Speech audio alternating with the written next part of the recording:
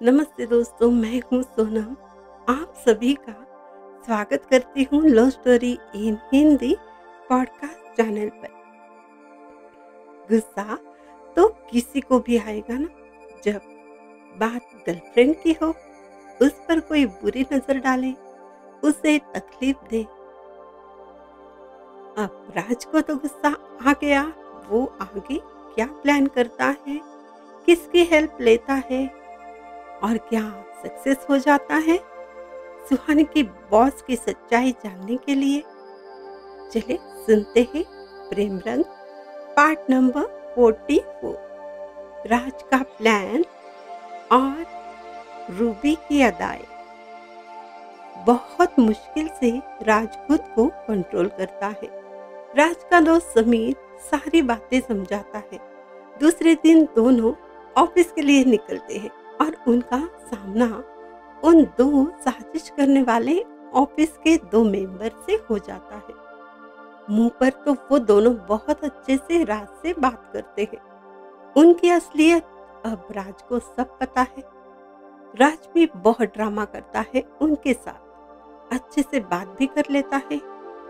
बात करते करते पूछता है, आप दोनों तो बहुत सिंसियरली वर्क करते हो, क्या नाम है आपका?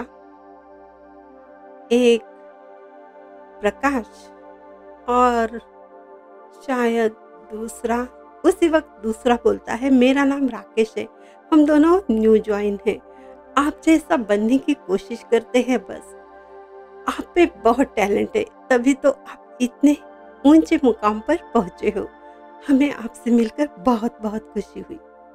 राज कहता है, अच्छा आप खुश हो हमसे मिलकर? चलो बहुत बढ़िया, लेकिन हम आपसे मिलकर बिल्कुल खुश नहीं हैं। दोनों डर कर पूछते हैं, क्यों क्यों सर जी, क्या हम लोगों से कोई गलती हो गई? उन दोनों को देखकर मुस्कुराकर राज कहता है, आप तो बेवजह डर रहे हो। डरने लायक ऐसा कुछ किया है क्या? और रही बात मेरी, मैंने तो मजाक किया है। मैं आप दोनों से बेहद खुश हूँ। और ये क्या, आप दोनों ऐसे डरे हुए हो? लग तो रहा है कुछ तो किया है। अरे हमने तो पूछा है सिर्फ आपसे। दोनों एक साथ कहते हैं, नहीं नहीं, बिल्कुल नहीं, हमने कुछ भी नहीं किया। और दोनों चेहरे पर आया पसीना पोंछने लगते हैं और दोनों चुपचाप थोड़ी दूर जाकर खड़े हो जाते हैं। राज अपने तेज तेज आंखों से बस उनको घूरता है, आंखों से ही उनको डरा देता है। और उसका गुस्सा चेहरे पर साफ नजर आने लगता है। तब समीर उसके पास जाकर कंधे पर हाथ रखता है। राज उसका इशारा समझ जाता है और राकेश और प्रकाश की तरफ देखते हुए राज कहता है, एक बात कान खोलकर सुन लो, मैं मजाक भी करता हूँ, लेकिन धोखा और झूठ ये सब मुझे बर्दाश्त नहीं होता। और तब मैं ऐसा मजाक कर लेता हूँ ना, जो तुम दोनों के लिए बहुत भारी पड़ सकता है जिंदगी भर के लिए। तो जाओ अपना काम करो, निकलो यहाँ से। राज की बातें, उसका गुस्सा, दोनों से डर कर वो दोनों वहां से निकल जाते हैं और सोच में पड़ जाते हैं, क्या राज को शक हुआ है? इससे तो अब बच के रहना चाहिए। राज का फ्रेंड समीर और सब अचानक से बुलाई गई मीटिंग में हाजिर हो जाते हैं। राज के सीनियर ऑफिसर राज से पूछते हैं, मिस्टर राज, आप सबके लिए आइडियल हो, आदर्श हो, हर कोई आप जैसा बनना चाहता है, लेकिन इस बार आपसे ये क्या हो गया? आप ये गलती कैसे कर सकते हो? आप पर पुलिस ने शक किया है, वो भी मर्डर के सिलसिले में। मिस्टर राज, ये हमारे डिपार्टमेंट के लिए अच्छी बात नहीं है। लोग आपको शक की नज़र से देख रहे हैं।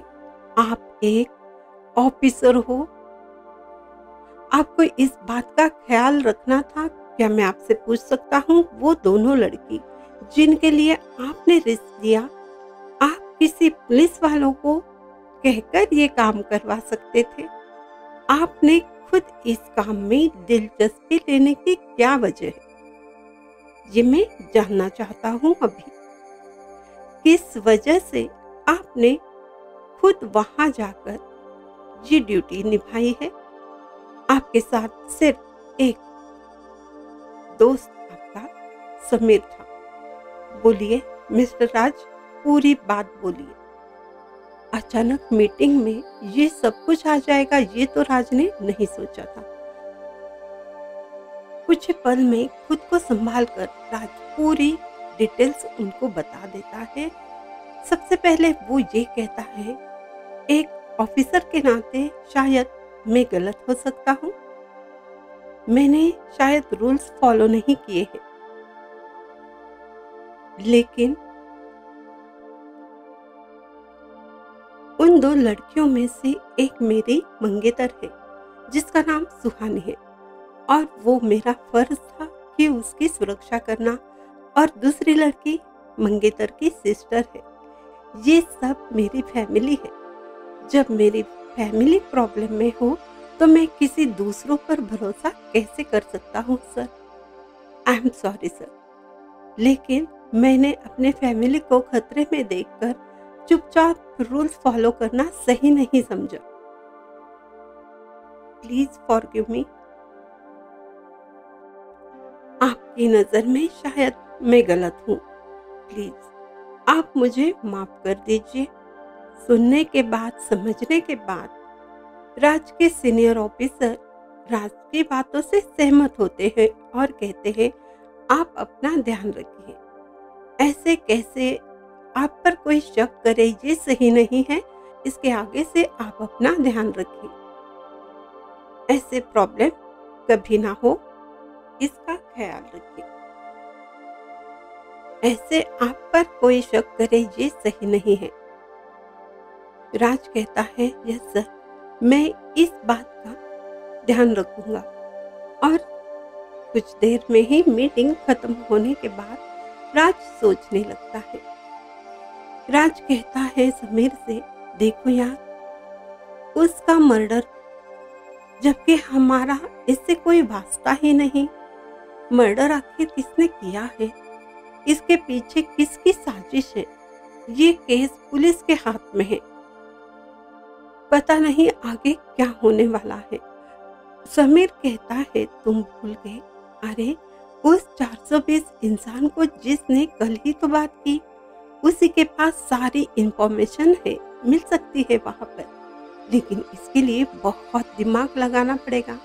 वैसे तो वो इंसान कैरेक्टरलेस है, बहुत शातिर है। इसके लिए हमें कोई प्लान बनाना पड़ेगा, और हेल्प हमें हमारी टीम मेंबर मिस रूबी कर सकती है। चलो हम उनसे मिलते हैं। राज कहता है, वाह ग्रेट आइडिया, चलो जल्दी निकलते हैं और उनसे बात कर लेते हैं। वो तो अपने खूबसूरत लाजवाब अंदाज से ये काम पूरा कर लेगी, मुझे भी पूरी गारंटी है। अब तो काम हो ही गया समझो। बड़े ही जोश से दोनों भी मिस रूबी के घर जाते हैं, लेकिन वो वहां नहीं होती। 2 दिन के लिए वो कहीं बाहर गई हुई होती है। दोनों निराश हो जाते हैं। अब क्या करें सोचने लगते हैं। तभी सामने से एक कार से एक खूबसूरत मॉडल जैसी लड़की बाहर आती है। वो हेलो कहती है और दोनों चौंक जाते हैं, क्योंकि खुद मिस रूबी सामने खड़ी होती है, वही किलर स्माइल के साथ, अपने ब्यूटीफुल अंदाज के साथ। कहती है, पहले ड्यूटी बाद में एंजॉयमेंट। चलिए सर, अभी प्लान रेडी कर देते हैं। राज सब कुछ समझाकर वहां से निकलता है और समीर दोनों भी रूबी के साथ बंगले के बाहर रुकते हैं, बॉस के आने का वेट करते हैं। उन्होंने सारी इंफॉर्मेशन पहले से निकाल रखी थी। उसी वक्त सामने से सुहानी का बॉस आता है और फिर वहीं से रूबी अपने दिलकश अंदाज से वहां आकर सुहानी के बॉस से कहती है, hello, will you please help me? क्या आप मेरी मदद करोगे? मेरी कार स्टार्ट नहीं हो रही है। ड्राइवर उसे लेकर गया है। क्या मैं आपके यहाँ रुक सकती हूँ? राज समीर दूर जाकर कार में बैठ जाते हैं।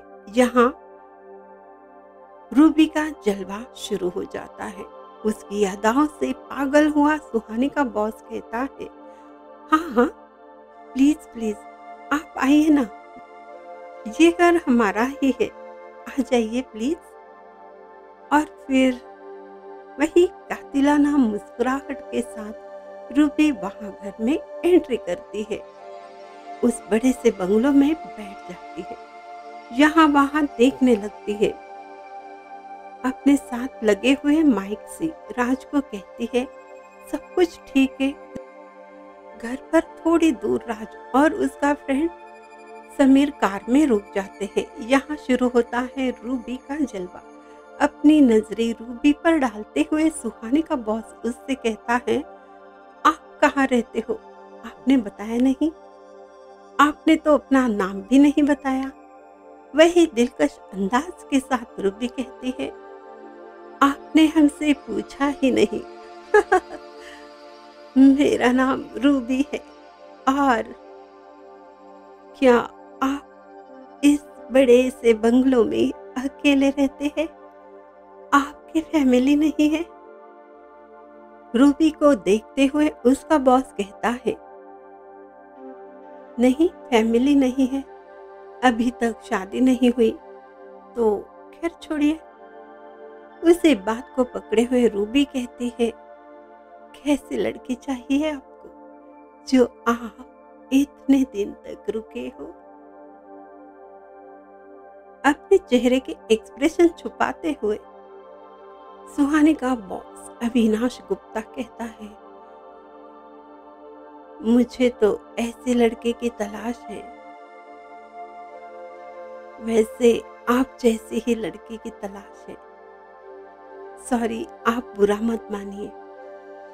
फिर वही कातिलाना मुस्कुराहट के साथ रूबी कहती है, कम ऑन, इसमें बुरा मानने जैसी कोई बात नहीं है। वैसे आप बहुत अच्छे हो, लेकिन मुझे डरपोक लोग बिल्कुल पसंद नहीं। तेज दिमाग वाले डैशिंग लोग मुझे बेहद पसंद है, जो कुछ न कुछ करते रहते हैं, मुश्किलें खड़ी कर देते हैं दूसरों के लिए। बस ऐसे लोग पसंद हैं। सीधे साधे लोग मुझे बिल्कुल पसंद नहीं, उनसे मेरी नहीं बनती। तो दोस्तों, ये था प्रेम रंग का पार्ट नंबर 44। अभी तो राज का प्लान भी स्टार्ट हुआ है और रूबी का जलवा भी। आपको अगला एपिसोड बिल्कुल मिस नहीं करना है। सारे राज खुल जाएंगे, रूबी अपने जलवे बिखरेगी। तो उसके लिए क्या करना है आपको तो पता है। वही थोड़ा सा इंतजार करना है। और एक बात, जिन्होंने अभी तक चैनल को सब्सक्राइब नहीं किया है, जो भूल जाते हैं या फिर पता नहीं कोई प्रॉब्लम आ रही है, कुछ फ्रेंड्स बता रही थी, तो आप फिर से ट्राई करके देखिए और सब्सक्राइब कर लीजिए। और दूसरे चैनलों पर, स्पॉटिफाई जैसे चैनल पर फॉलो कीजिए, लाइक कमेंट्स कीजिए और शेयर भी कीजिए। आपको पसंद है तो आपके दोस्तों को, जो जिन्हें प्रेम रंग पसंद है, स्टोरी सुनना पसंद है, उन्हें शेयर कीजिए। तो इतना तो आप कर सकते हो ना हमारे लिए। तो फिर मिलते हैं अगले एपिसोड में। तब तक थोड़ा सा इंतज़ार कीजिएगा, हम फिर मिलेंगे प्रेम रंग की अगली स्टोरी लेकर। तब तक इंतज़ार और प्रेम रंग में रंगते रहिए।